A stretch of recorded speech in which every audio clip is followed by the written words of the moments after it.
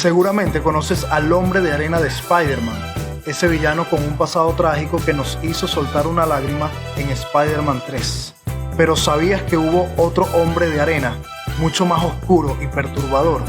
Este no era un mutante ni tenía poderes, pero sí dejó una huella mortal en la historia de Alemania durante los años 30. Adolf Seefeld no necesitaba convertirse en arena para aterrorizar a sus víctimas, aunque, siendo honestos, su cuerpo no habría sido útil ni para que un gato hiciera sus necesidades.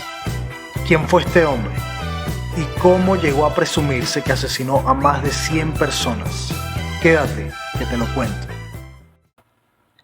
Adolf Seefeld nació como el séptimo y último hijo de su familia, y quizás desde el principio su destino ya estaba marcado por la tragedia. Primero, aprendió a ser cerrajero y luego relojero, reparando relojes de pie, de arena y de bolsillo. Pero detrás de esa fachada de precisión y habilidad, había un hombre con un pasado sombrío. En 1890 llegó a Lübeck, donde se casó con Katharina Seefeld. Sin embargo, su matrimonio duró poco. En 1910 ya estaban divorciados. Su vida familiar tampoco fue un refugio. Su único hijo terminó en un manicomio a los 19 años de edad, acusado de cometer delitos morales.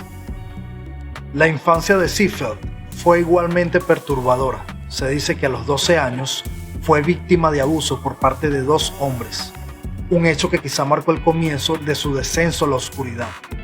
A los 25 años fue encarcelado por primera vez por acosar a un niño, y los psiquiatras lo diagnosticaron como mentalmente inestable.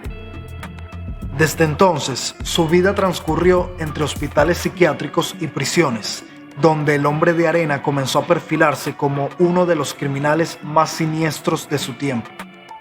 Adolf no solamente reparaba relojes, sino que usaba su fachada de viajero y relojero para cometer algunos de los crímenes más perturbadores de la Alemania nazi. Durante el Tercer Reich se le atribuyeron al menos 12 asesinatos de niños, aunque los investigadores sospechan que las cifras podrían ser mucho mayores. Su macabro escenario favorito eran los oscuros bosques de pinos, donde sus víctimas, siempre vestidas con trajes de marinero, eran encontradas durmiendo tranquilamente. Sin signos vitales de violencia, los crímenes dejaron a la policía completamente desconcertada. En ese entonces, muchos de estos casos incluso se consideraron muertes naturales. Los expertos barajaron teorías para explicar cómo Seefeld lograba su escalofriante cometido. Se sospechaba que usaba venenos caseros, cloroformo o incluso técnicas de hipnosis para poner a los niños en un sueño profundo. Según Hans Pfeiffer, un escritor especializado en casos criminales, Seefeld podría haber llevado a sus víctimas a un estado hipnótico y después de cometer sus actos las dejaba en el bosque. Sin poder despertarse, los niños finalmente morían de hipotermia. El caso del pequeño Gustav Thomas, de solo 11 años, fue uno de los más reveladores. Su cuerpo fue encontrado en un bosque de pinos cerca de Wittenberg, y gracias a exámenes exhaustivos se descubrió que había sido estrangulado. Esta conclusión fue apoyada por el médico forense Victor Müller, quien declaró durante el juicio que las víctimas no fueron envenenadas, sino asfixiadas.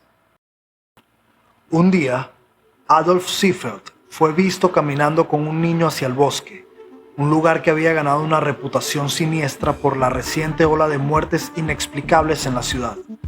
Este simple acto, que podría parecer inocente para algunos, encendió las alarmas de las autoridades. ¿Qué hacía un hombre con el historial psiquiátrico de Seefeld, llevándose a un niño al corazón del bosque? Se dice que tenía un truco infalible para ganarse la confianza de los pequeños: sus relojes. Con su habilidad como relojero, les mostraba cómo funcionaban esos misteriosos mecanismos, capturando su atención y, más importante, su confianza. Era un método tan ingenioso como inquietante. Con sus antecedentes psiquiátricos y varios testigos asegurando haberlo visto en compañía de niños en lugares apartados, las piezas comenzaron a encajar.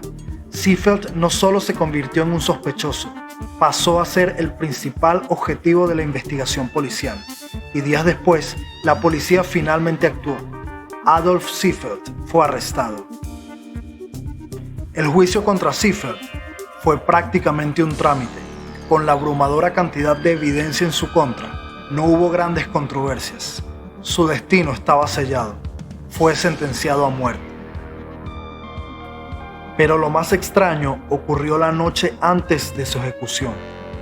Karl Groper, el verdugo oficial, realizó una visita previa a Seefeld para reconocer las dificultades que podría enfrentar al llevar a cabo la ejecución.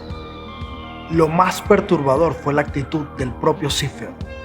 En lugar de miedo, se dice que estaba ansioso, emocionado y hasta entusiasmado por ser guillotinado la mañana siguiente.